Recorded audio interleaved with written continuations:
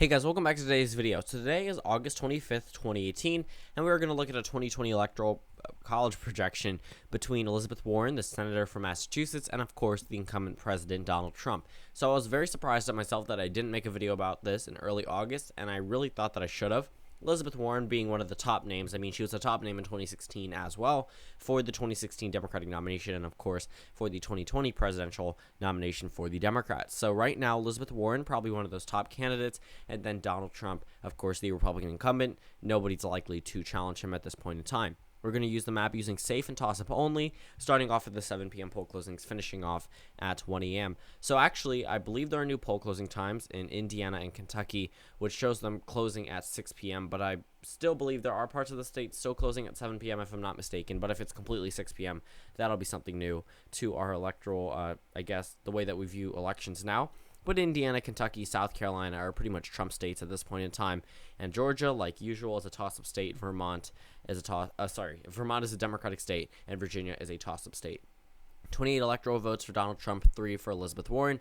Let's go over to 7:30. So West Virginia becomes a toss-up. West Virginia goes to Trump. North Carolina and Ohio become toss-up states. And then we have 62 contested electoral votes, which means that, again, nobody's going to reach 270 outright just based off filling in toss-ups because, again, if you know Ohio and North Carolina and Georgia are toss-ups, other states like Michigan, Wisconsin are likely to be toss-ups later on, and then we're going to start filling in the map even more. Let's move over to 8 o'clock, and then we can start filling in a number of states in the Northeast and a part of the, down in the South. And then up in Maine, that first district I'm actually going to put in the Warren column, but then Maine at large I'll put in the toss-up column, and then Trump will carry Maine's 2nd district. And then we look at the map, Pennsylvania and New Hampshire both become toss-up states for obvious reasons. I mean, these are toss-up states in every election season.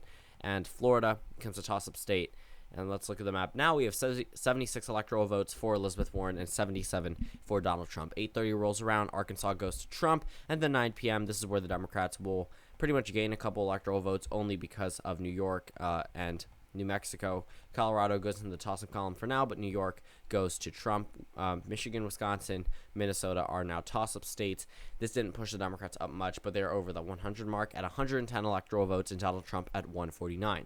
Move over to 10 p.m. Iowa becomes a toss-up state along with Nevada, and then we can move over to the area that will really push up the Democrats, and now Elizabeth Warren leads Donald Trump 188 to 165. So we pretty much have all the swing states out with a total of 185 contested electoral votes. There are some states that are probably still going to go to the president that I have characterized as toss-up states, and that's Iowa, Georgia, and Arizona. These 3 states, actually I can include North Carolina.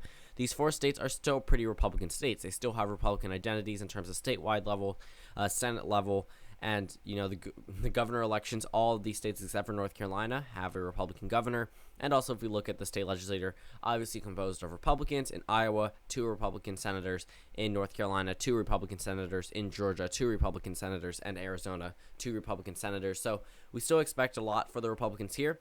Arizona, Georgia, North Carolina could be narrower than Iowa, but right now I don't think Warren's going to be able to appeal to areas a part of the Midwest better than other candidates could, and I do think Donald Trump would still retain his base there, even though he is currently disapproved in Iowa while being approved of in states like Georgia and just at that even mark in North Carolina and Arizona. So right now we have 213 electoral votes for Donald Trump and 188 for Elizabeth Warren. I do expect Warren to carry Maine at large and the state of Colorado. The reason why the 2nd district went to Trump is mainly because he won it by such an overwhelming margin back in 2016. It's going to be very hard for Warren to be able to flip it back. Even with her Northeastern appeal, it is possible in some extent. However, at this point in time, with Trump's approval rating a little bit on the rise and where it stands in the state of Maine, it's better than in the Rust Belt, which is pretty surprising. Over in Ohio, that's a state that I do expect to go to Donald Trump at the end of the evening.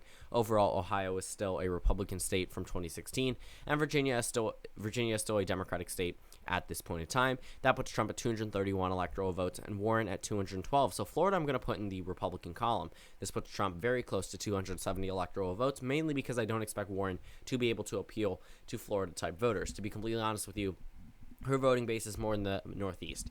She could be a good cabinet member, but not so much in terms of how they view her for the presidency. Maryland, Delaware, New Jersey, Massachusetts, Connecticut, all these northern states are her stronghold area. When it comes down to the southern area, I mean, she's pretty much underperforming what other Democrats did in previous years. Even if Obama didn't win any state in, I guess, the immediate South, except for Florida and Virginia, in 2008 he won North Carolina. Bill Clinton was able to carry Georgia in one of his elections. So overall, and Tennessee, Kentucky, West Virginia, Missouri, Arkansas, and Louisiana, at some point in time, these states were still Democratic states, but now we've been leading into a lot more of a red wave down in the South compared to previous elections, especially with someone like Elizabeth Warren.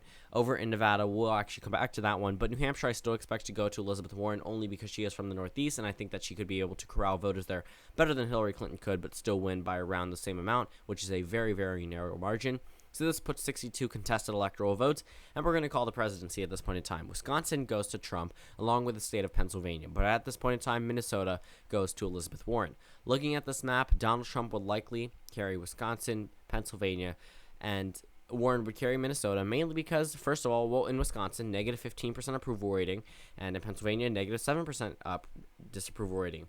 When it comes down to it, obviously those numbers do not look good. However, I don't expect Warren to be able to corral white working class voters. They may be angry at the president, but that doesn't mean they're going to come out and vote for the Democratic candidates. Maybe in the Senate elections because they have Democratic incumbents who they already approve of, but Elizabeth Warren is someone who isn't really attuned to what everything in Wisconsin stands for. I mean, Hillary Clinton was completely out of touch with Wisconsin, Pennsylvania, Michigan, Ohio, these type of voters.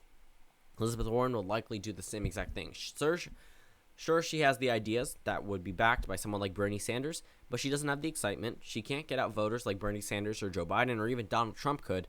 So when it comes down to those two states, I see them going to Donald Trump. The state of Nevada, I expect to go to Elizabeth Warren by a very narrow margin, along with the state of Michigan, which narrows the margin down to 248 to 290 electoral votes, and Donald Trump joins Woodrow Wilson and Barack Obama at winning re-election by a narrower margin than they won their first election by. But Elizabeth Warren doing a little bit better than Hillary Clinton, but overall not gaining that many voters because Michigan, although it is that in the middle state, Pennsylvania approves of the president more than Michigan, but Michigan more than Wisconsin. Right now, Wisconsin was the largest margin in 2016, and to be completely honest with you, Wisconsin has showed a little bit more of withdrawal against Democrats towards Republicans in recent polling, while Michigan has been consistently double digits for the Democratic incumbent. Wisconsin is the closest of them all at this point in time in midterm elections, but not so much in the president's approval rating. But I don't necessarily think that Warren could use this in her favor the best way other candidates could, such as Bernie Sanders or Joe Biden. Thank you guys for watching this video. Comment down suggestions below, and I'll see you all tomorrow.